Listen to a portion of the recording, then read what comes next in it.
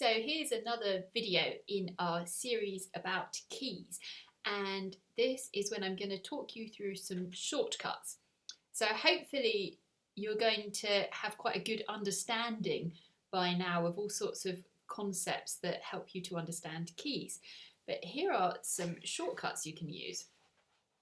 So firstly, if you have a key signature that has more than one flat in it, the penultimate flat gives you the name of the key. So penultimate means the last but one. So let's have that again. If you have a key signature that has more than one flat in it, the penultimate flat gives you the name of the key. So let's look at a key signature that's got two flats in it. So let's look at the penultimate flat. So that's actually going to be the first flat in this instance.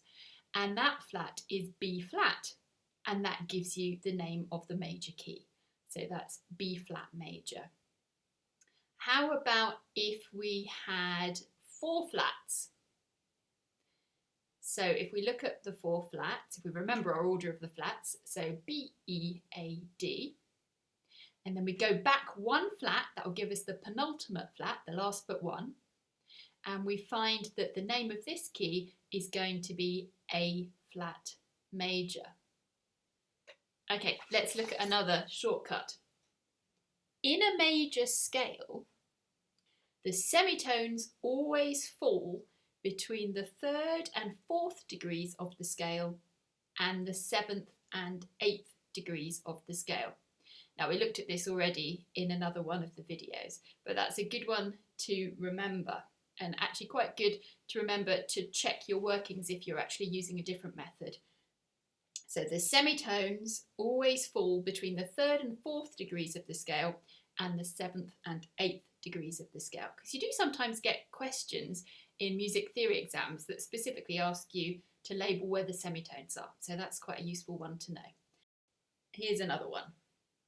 To find the key name for a major key with sharps in the key signature, go up a semitone from the last sharp in the key signature.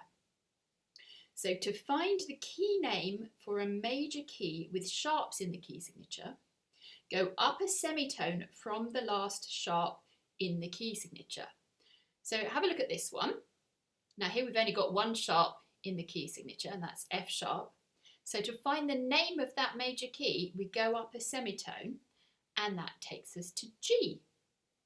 So this key would be G major. Let's try another one. Okay, so here we've got two sharps in the key signature. And the last sharp here is a C sharp. So we're going to go up a semitone, and that takes us to D. So the name of this key is D major. How about if we had three sharps in the key signature? Well, the third sharp is G sharp, and so we go up a semitone, and that gives us the name of the key, which would be A major.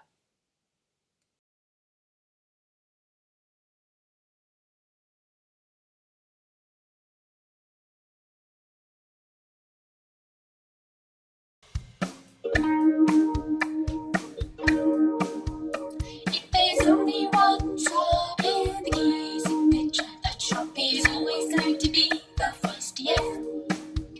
If there's only one sharp in the key signature, that sharp is always going to be the first F. And to find the name of the key, we go up